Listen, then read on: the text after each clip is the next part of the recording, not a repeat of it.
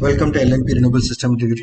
Today we are going to discuss some of the basics of the electric vehicle part 14. So if you have missed out part 1 to 13, no issue. Please subscribe to the channel and press the bell icon.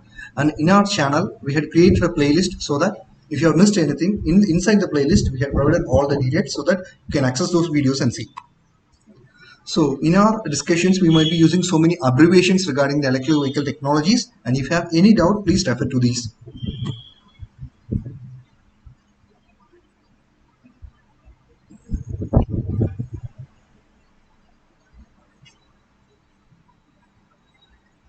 So what are the things that we're going to discuss today?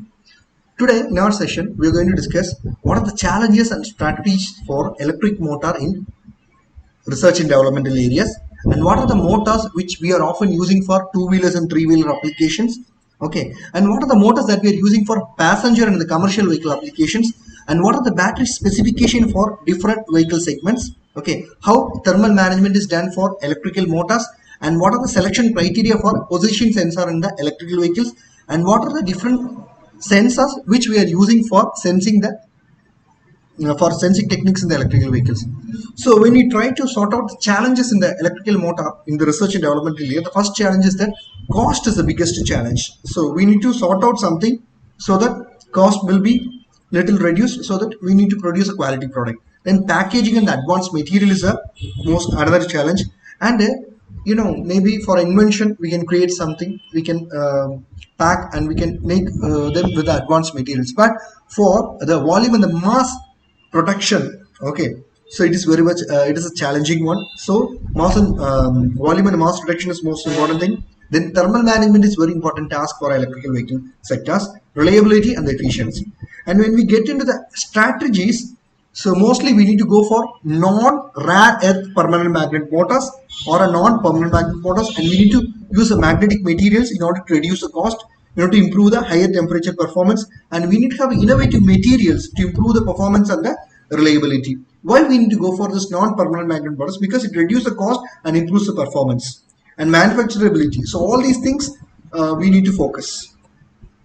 And what are the two-wheeler and the three-wheeler application? What are the motors that we are? Mostly for the two-wheeler application, we are using BLDC, permanent magnet synchronous motor, induction motor, hub motor, and mid-drive motors. Mostly for 250 watts to 30 kilowatts, we are using these sort of motors. When we get into the three-wheeler application, okay, we are using BLDC motor, we are using induction motor, we are using synchronous motor, we are using the mid-drive motors, and mostly the kilowatt range will be from 3 kilowatt to 15 kilowatt.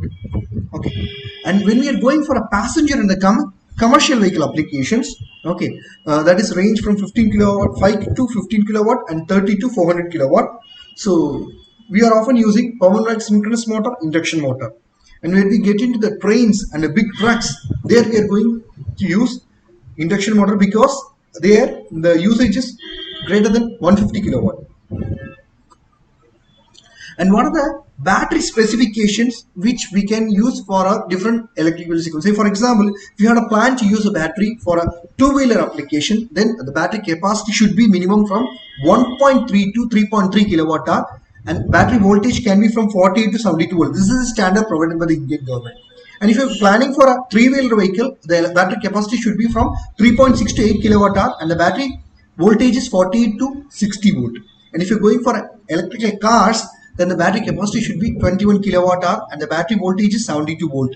And if you're going for a second gen electrical vehicles, then the total battery capacity should be from 30 to 80 kilowatt hour and the battery voltage should be from 300 to 500 volt.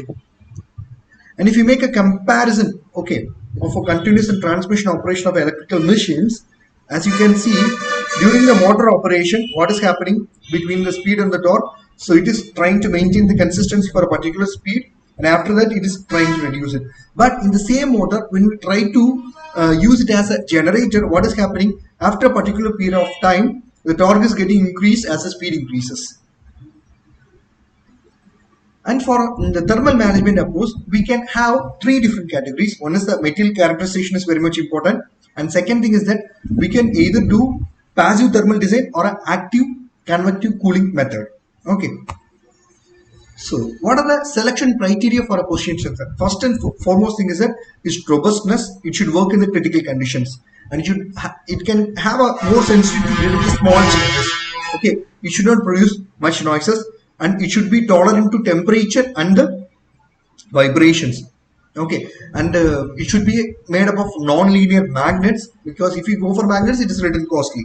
Okay, and it should have an integrated digital outputs, same like encoders. What are the different type of position sensing techniques that we are using? So based on the sensors, there are so many varieties. For example, we can use the inductive sensor type, we can use the resolvers, we can use optical encoders also for the position sensing, we can use resistive potentiometers, we can use Hall effect, and we can even use the magnetic encoders also. But when because these categories differs based on the size, power, accuracy, okay, and even efficiency. So when we look into the power, this inductive type and optical encoders, this resistive potentiometers, Hall effect, and magnetic encoders consumes very less power, but the resolver consumes more power. Okay, in case of accuracy, okay, this inductive type and resolver type and optical encoders are very high accuracy. Okay, and when we try to know the RPM rates, the inductive and resolver and optical encoder has a very high rate. Okay, so when we look into the functional safety features, these inductors, we have a functional safety option. Okay, but in the resolvers, if there is any physical or economical damage, it is very difficult. We cannot change it immediately. And even for the optical encoders also the same, because it is highly cost. Thank you so much. Please subscribe and press the bell icon. If you want to know more and learn more, you can contact us. We have provided the contact details here. We are providing PLC programming training for Siemens, Allen Bradley, Delta PLCs. And if you had a plan to work in the GCC country in the automation industry, especially for building management system and building automation system, then you can contact us. We have provided the contact details here. And if you had a plan to establish the fencing for your solar farms, then you can contact us, because we are providing solar fencing as a kit. Okay, and we are also providing design, installation, testing, and commissioning consultancy training supports for solar, on-grid, off-grid, and hybrid applications. Thank you so much.